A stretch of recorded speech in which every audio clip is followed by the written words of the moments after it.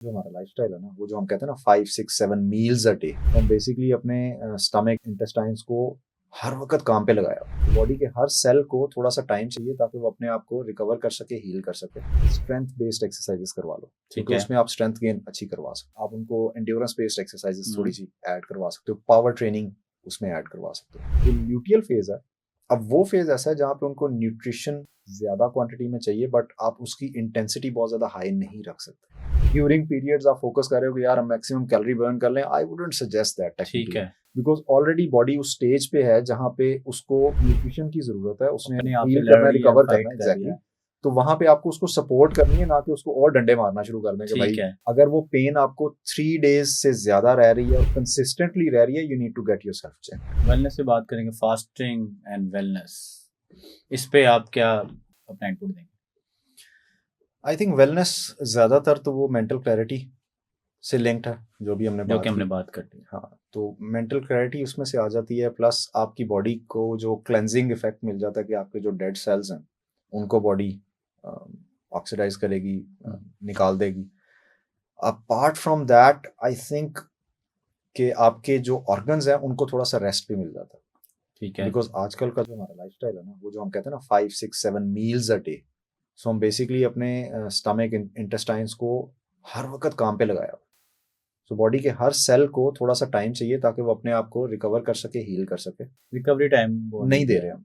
सो वो टाइम देने के लिए आपको फास्टिंग जो है ना सपोर्ट कर देती है कि ओके ठीक है, आपने एक विंडो रखी पूरे दिन में, 7 8 घंटे 10 घंटे आपने खा लिया, बाकी का टाइम अब आप उसको रेस्ट करने दो ताकि वो अपने आप को हील कर ले और नॉर्मल फंक्शन पे वापस आ जाए। ठीक है। अच्छा डॉक्टर साहब, मुझे बताइए, इज इट ट्रू कि जब बंदी को पीरियड हो रहे होते हैं तो उस टाइम पे एक्सरसाइज करने के ज़्यादा फायदे हैं, बिकॉज बॉडी ऑलरेडी कैलोरीज ज़्यादा बर्न कर रही है, अपने आप को रिपेयर कर रही है, अपने अंदर एक फाइट चल रही है, और उसी फाइट के दौरान अगर आप एक्सरसाइज का भी लोड डाल देंगे तो हम कैलोरी ज़्यादा बर्न कर सकते हैं। Is it true? बिकॉज बहुत सी जगहों पे इसको इम्प्लीमेंट किया जा रहा है, आइडियली और क्या स्पीकिंग, करना भी चाहिए या नहीं करना चाहिए? कि आपको एक्सरसाइज में भी इनके जो फेजेस हैं, हार्मोनल फेजेस हैं, उनको माइंड में रखना चाहिए। जैसे अभी हमने बात की थी ना कि फॉलिकुलर फेज जो पहले वाला हम्म। फेज है, उस फेज में आपका फोकस होना चाहिए कि यार स्ट्रेंथ बेस्ड एक्सरसाइजेस करवा लो, ठीक क्योंकि है। उसमें आप स्ट्रेंथ गेन अच्छी करवा सकते हो। आप उनको एंड्योरेंस बेस्ड एक्सरसाइजेस थोड़ी हम्म, सी ऐड करवा सकते हो, पावर ट्रेनिंग उसमें ऐड करवा सकते हो। जो ल्यूटियल फेज है, अब वो फेज ऐसा है जहाँ पे उनको न्यूट्रिशन ज्यादा क्वांटिटी में चाहिए, बट आप उसकी इंटेंसिटी बहुत ज्यादा हाई नहीं रख सकते। ठीक है।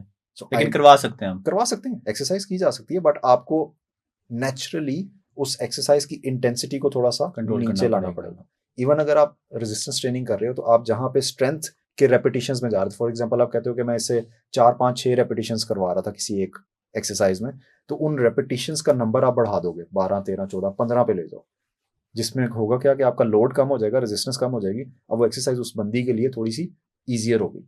नंबर ऑफ रेपिटेशन ज्यादा कर लिए तो आप समहाउ उसके उस स्टेट ऑफ बॉडी से मैक्सिमम बेनिफिट गेन करने की कोशिश कर रहे ठीक हो। है।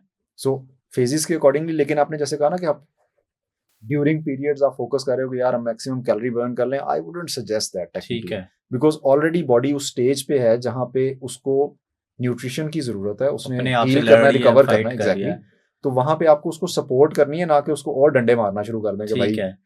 लेकिन किया जा सकता है वर्कआउट किया ड्यूरिंग जा सकता पीरियड है ना, हंड्रेड बिल्कुल परसेंट ये नहीं है जैसे लोग करते ही नहीं है, नहीं हमने करना ही नहीं है, बिल्कुल हिला।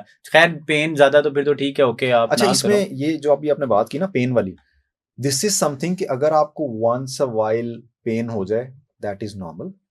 अगेन मैं कह रहा हूँ वंस अ अच्छा। वाइल, अगर वो पेन आपको 3 डेज से ज्यादा रह रही है और कंसिस्टेंटली रह रही है, you need to get yourself check, because that is not normal to have pain. Discomfort is one अच्छा। Thing, but pain is not क्योंकि नॉर्मल। अभी तक जितनी मेरी मेंबर्स हैं, फीमेल मेंबर्स हैं, जो जितनी लेडीज से बात होती है हेल्थ से रिलेटेड, तो वो ये कहते हैं वो तो 3 3 4 दिन तड़पती रहती हैं।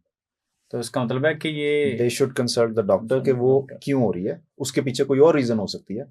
बट इसमें यह भी रीजन हो सकती है कि from the start they don't have enough tolerance for discomfort. ठीक है। अब एक बंदा है वो बहुत ही आप उसे नाजुक कह लें। जैसे मुर्गी का है कि मुर्गी अंडा दे के बेहोश हो गई, एग्जैक्टली तो कितने भी नाजुक ना हाँ है। हाँ, तो एक वो रीजन हो सकता है, but majority of the cases उन लोगों को चेक करना चाहिए कि भाई ये क्यों हो रहा ठीक है, है। इज देयर एनीथिंग रॉन्ग, जिसको वो चेक करवाना चाहिए, because this is not normal to have consistently painful periods. ठीक होगा। Thank you so much doctor साहब, आपने टाइम दिया और आई होप कि ये जो बातें हैं लोग आवाम की समझ में आई होंगी, उसको इम्प्लीमेंट भी करेंगे